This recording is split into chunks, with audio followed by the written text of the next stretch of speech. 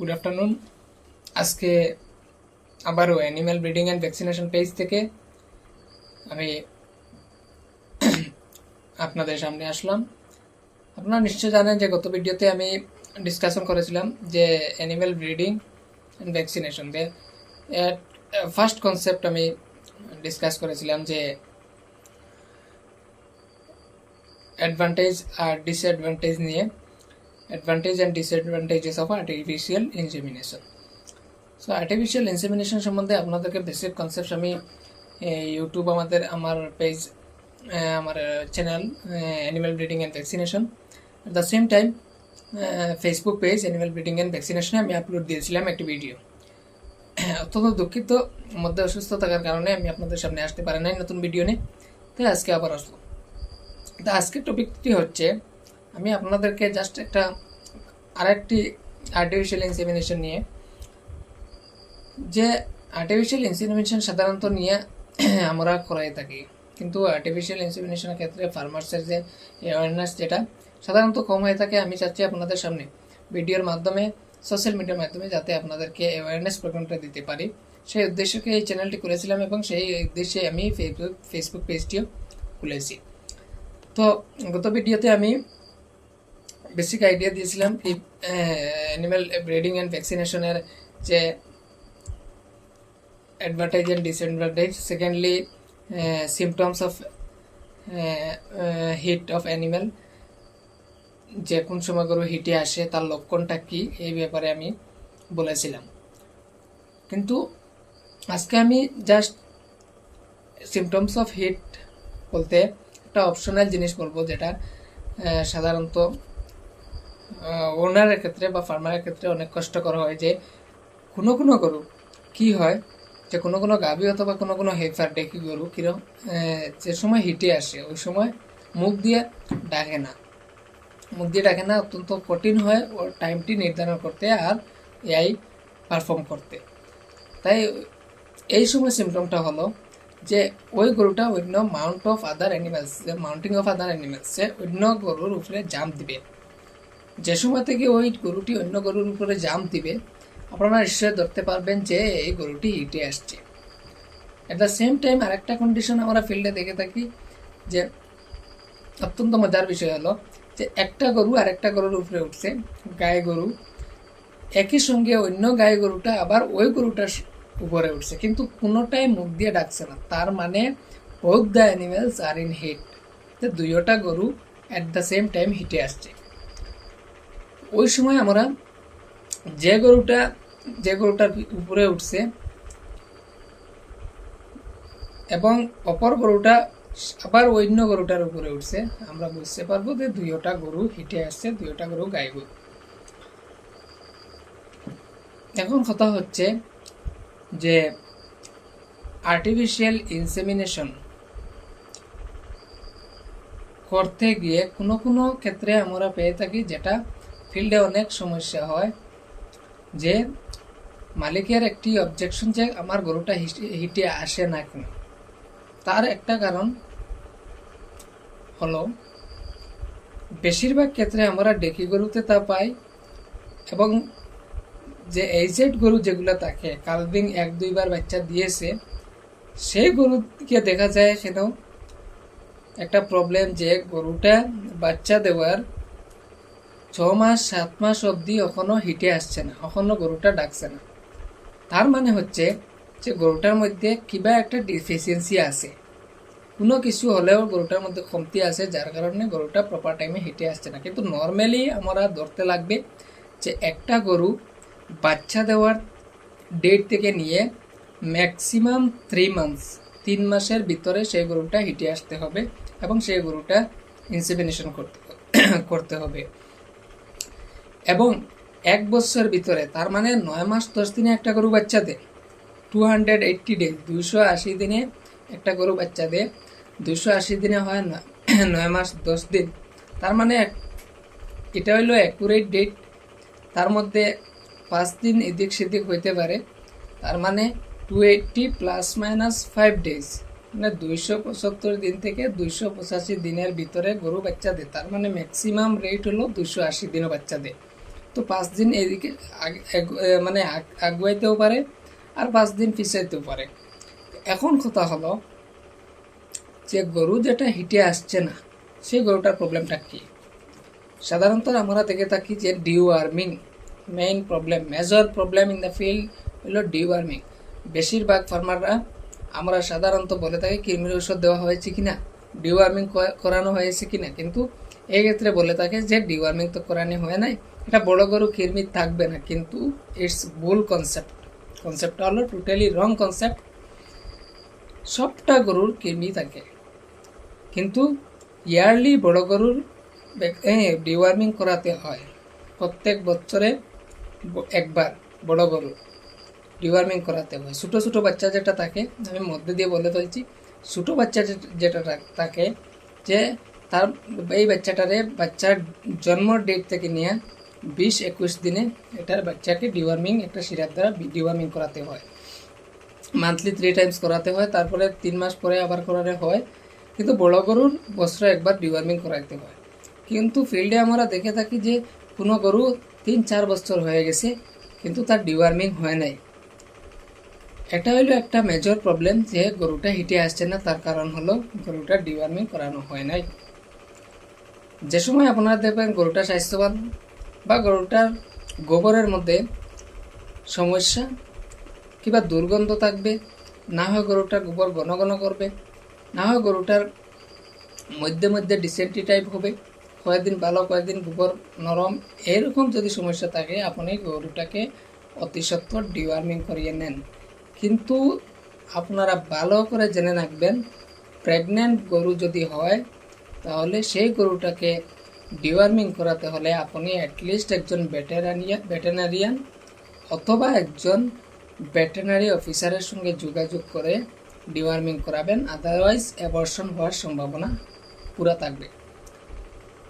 তাই আমি বলতেছিলাম যে প্রথম হলো ডিওয়ার্মিংটা আপনারা করে নেবেন। সব গরুটা বাচ্চা দেওয়ার 1 মাস পরে ডিওয়ার্মিং করালে হবে, আর ছোটো গরুর টাইমলি ডিওয়ার্মিং আপনারা করিয়ে নেবেন, এটা অত্যন্ত ভালো হয়, গরুর স্বাস্থ্যের দিকে ভালো হয়। আর একটি কথা হলো ডিওয়ার্মিং করার পরে গরুটার একটা লিভার টনিক দিলে অত্যন্ত ভালো হয়। ডিওয়ার্মিংয়ের সঙ্গে লিভার টনিক একটা দেওয়া গরুটা বছরে এটা আবশ্যক। এখন কথা হচ্ছে যে গরুটা হিটে আসছে না, তার 1 নম্বর কারণ আমি বলে দিলাম ডিওয়ার্মিং। দ্বিতীয়ত কারণ হলো গরুটা যদি আপনার এই মিনারেল ডেফিসিয়েন্সি হয়ে থাকে, তখন গরুটা হিটে আসবে না। তখন একজন ভেটেরিনারিয়ান বা ভেটেরিনারি ফিল্ড অ্যাসিস্ট্যান্ট বা একজন ভেটেরিনারি ডক্টরের সঙ্গে প্রপার যোগাযোগ করে প্রপার একটা প্রেসক্রিপশন নিয়ে ওনাদের কাছ থেকে গরুটাকে মিনারেল মিক্সচার আপনি অরেলি দিতে হবে মেডিসিনের দ্বারা, তাহলে গরুটা হেঁটে আসবার সম্ভাবনা থাকে। আর এটা একটা সিস্টেমে করতে হয়, যাতে প্রথমে ডিওয়ার্মিং, তারপরে মিনারেল মিক্সচার, তারপরে আমরা দেখে থাকি যে ফসফরাসের অভাব হলে গরুটা হিটে আসে না। এটা হলো 3 নম্বর। ফার্স্ট হলো ডিওয়ার্মিং, তারপরে হলো মিনারেল ডেফিসিয়েন্সি, তারপরে হলো ফসফরাস ডেফিসিয়েন্সি। তো কন্টিনিউয়াসলি আপনি একটার পর একটা দিয়ে থাকবেন। যদি গরুটা হেঁটে আসে না, মিনারেল মিক্সচার দিবেন, তারপরে যদি আসে না ফসফরাস ডেফিসিয়েন্সি আছে, তারপরে যদি আসে না হরমোনাল ডেফিসিয়েন্সি, সেটা হলো ডক্টর স্টেজে আপনি ডিসকাশন করে প্রপার একটা অ্যাডভাইস নিয়ে আপনি করে থাকবেন, যাতে গরুটার সময় নষ্ট না হয় আর গরুটা যাতে গর্ভধারণ হয় সেদিকে আপনি লক্ষ্য রাখবেন টাইমলি। আপনি দেখেন যদি একটা গরু বাচ্চা দেওয়ার 6 মাস পরে যদি কখনো হিটে আসে না, তার মানে গরুটার মধ্যে প্রবলেম আছে। আপনি ডিওয়ার্মিং করিয়ে নেন, লিভার টনিক একটা দিয়ে দেন, তারপরে যদি হয় না একটা মিনারেল মিক্সচার অথবা ফসফরাস কম্পোজিশনের একটা মেডিসিন অরেলি আপনি দিয়ে দেন। এরপরে যদি হয় না আপনি যোগাযোগ করেন প্রপার ভেটেরিনারি অফিসারের সঙ্গে যোগাযোগ করে প্রেসক্রিপশন নিয়ে ওনার আদেশ মতো আপনি মেডিসিন ইউজ করতে পারেন। এখন কথা হচ্ছে যে গরুটা যদি 3 মাসের ভিতরে হিটে আসে, 2 মাস আমি আগে বলেছিলাম যে 9 মাস 10 দিনে বাচ্চাদের 280 দিনে, যদি 3 মাসের ভিতরে গরুটা হিটে আসে তাহলে 9 মাস 10 দিনে আবার বাচ্চা দিবে, 1 বছরের ভিতরে আপনি একটা বাচ্চা পাবেন। তাই ফার্মের সিস্টেম হলো 1 বছরে একটা বাচ্চা আপনাকে পেতে হবে, এবং 1 বছরের ভিতরে যদি আপনি একটা বাচ্চা না পান তাহলে আপনার ফার্মের অত্যন্ত লস দেখাবে, সেদিকে আপনারা লক্ষ্য রাখবেন। আরেকটি কথা হলো, আমরা সাধারণত দেখে থাকি যে গরুটাকে ডিওয়ার্মিং করাতে গিয়ে ছোটো ছোটো বাচ্চাকে 1.5 গ্রামের আপনার ওই বলাস দিয়ে থাকে। তো এদিকে আপনারা যেহেতু আপনারা জানেন, তারপরেও একজনের সঙ্গে যোগাযোগ করে ডিওয়ার্মিংয়ের ক্ষেত্রে আপনারা সেই ব্যাপারে লক্ষ্য রাখবেন, যাতে ডিওয়ার্মিংটা প্রপার ডিওয়ার্মিং হয়, গরুর ওয়েট এবং গরুর এজের উপর নির্ধারণ করে যাতে প্রপার ডিওয়ার্মিং হয়। এখন কথা হচ্ছে, গরুটা হিটে আসলো, এতটুকু করার পর গরুটা যখন হিটে আসলো, তো গরুটা হিটে আসার পর আপনি ইনসেমিনেশন করবেন যে সময়ে, এমন সময় হতে পারে যে গরুটা সকাল 10-11টা হিটে আসছে। The exact time of artificial insemination is 12 to 18 hours. মানে গরুটা যে সময় হিটে আসবে সেই সময় থেকে নিয়ে 12 ঘন্টা পরে এবং 18 ঘন্টার ভিতরে গরুটা ইনসেমিনেশন করা ইজ দ্য বেস্ট টাইম। তার মধ্যে আমরা ফিল্ডের এক্সপিরিয়েন্স হিসাবে বলতে পারি যে 16-17 ঘন্টায় যদি ইনসেমিনেশন করা হয় যে এটা অত্যন্ত ভালো। কিন্তু লার্জ সাইজের যেগুলো গরু থাকে 4 কুইন্টাল 5 কুইন্টালের ওজনের, এই গরুগুলাকে আমরা দেখছি 20-21 ঘন্টায় যদি করা হয় সেটাই ভালো হয়ে থাকে। কিন্তু it will depend on the symptoms of the cow. It will depend on the symptoms of the particular cow. যে গরুটা যে সময় প্রথমবার হিটে, যে সময় ফার্স্ট টাইম হিটে আসবে, গরুটা মুখ দিয়ে বেশি বেশি ডাকবে, গরুটা অন্য গরুর উপরে ঘন ঘন জাম দিতে থাকবে, কন্টিনিউয়াস জাম দিতে থাকবে। কিন্তু যে সময় ওনার গরুটা একটু মিড হিট হয়ে আসবে, তখন গরুটা অন্য গরুর উপরে জাম একটু পরপর দিবে, ঘন ঘন জাম না দিয়ে একটু পরপর জাম দিবে। এবং প্রথম অবস্থায় যে সময় গরুটার ডিসচার্জ হবে, সেই ডিসচার্জটা খুব পাতলা হবে, যাতে গরুটার ভেজাইনা দিয়ে ডিসচার্জটা পড়ার পরে, ভেজাইনা দিয়ে ডিসচার্জটা একটু লম্বা হয়ে বাইর হওয়ার পরে গরুটার ডিসচার্জটা নিচে পড়ে যাবে। কিন্তু মিড হিটে গরুটার ডিসচার্জ একটু লম্বা হয়ে হয়ে হয়ে হয়ে তারপরে ডিসচার্জটা পড়বে। কিন্তু ডিসচার্জ যেটা মিউকাস যেটা ডিসচার্জ হয়, সেটা ভেজাইনা দিয়ে যদি আউট হয় লেট হিট যে সময় হবে, সেই সময় গরুটার ডিসচার্জ যেটা মিউকাস হয় এটা খুব ঘন হবে।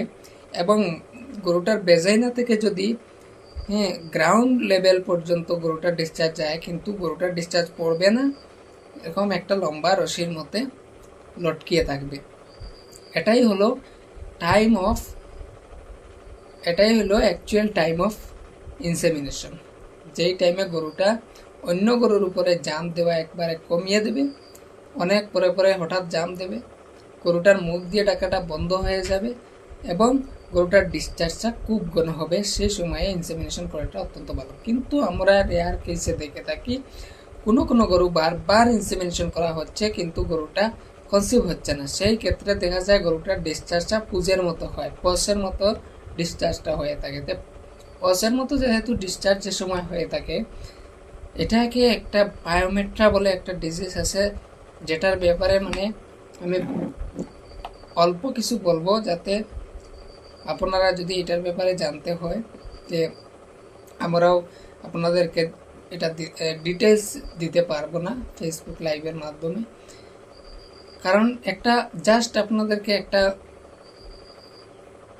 সিম্পল একটা আইডিয়া দিচ্ছি যে গরুটার ডিসচার্জটা পুজের মতো হবে। এবং ডিসচার্জটা পুজের মতো হইলে আপনারা সঙ্গে সঙ্গে এটাকে এআই না করে, ইনসেমিনেশন না করে, এটাকে ইনজেকশন না দিয়ে আপনারা ডাইরেক্ট একজন ভেটেরিনারি ডক্টরের সঙ্গে প্রপার কনসালটেশনের মাধ্যমে অ্যাডভাইস নিয়ে কী করা লাগে এটা আপনারা করবেন, যাতে গরুটার ইউটেরাইন ওয়াশ করতে লাগবে।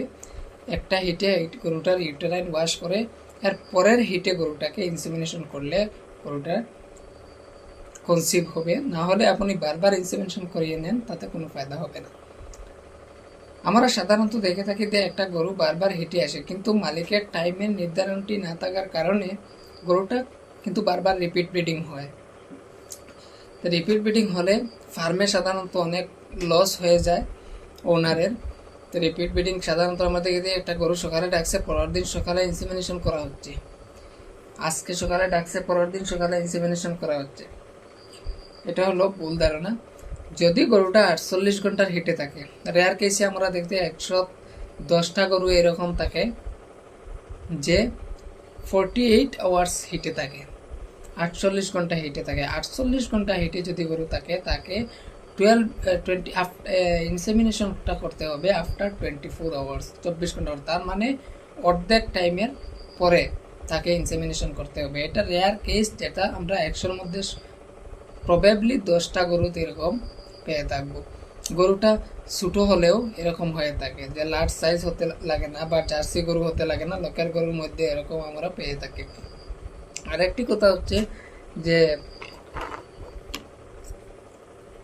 কোনো কোনো গরুর হিট 3 দিন থাকে। এটা 100-র মধ্যে সম্ভবত প্রবাবলি 3টা গরু থাকবে, 1টা 2টা বা 3টা গরু 100টা গরুর মধ্যে থাকবে যেটার 3 দিন হিট থাকবে। এই গরুটার হিট 3 দিন থাকবে, তার মানে 72 আওয়ার্স।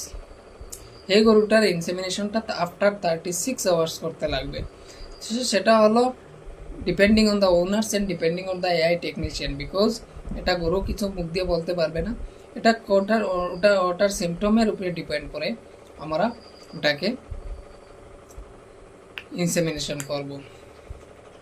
আর যেটা আছে ইনসেমিনেশনের কিছু প্রপার টেকনিক আছে। ইনসেমিনেশনের সময় জলের তাপমাত্রা এবং insemination proper time of insemination, cleanliness of insemination, যেটা বা আফটার ইনসেমিনেশন একটা মোস্ট ইম্পর্টেন্ট পয়েন্ট হলো যে আমরা কোনো সময় ইনসেমিনেশন করার পরে গরুটা ছেড়ে দিই, গরুটা গিয়ে আবার অন্য গরুর উপরে জাম দিচ্ছে।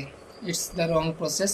আমরা গরুটা ইনসেমিনেশন করার পরে এই জায়গাতে গরুটাকে মিনিমাম 1 আওয়ার রাখতে হবে, তা যাতে গরুটা অন্য গরুর উপরে জাম না দেয়, যাতে গরুটা দৌড়াদৌড়ি না করে।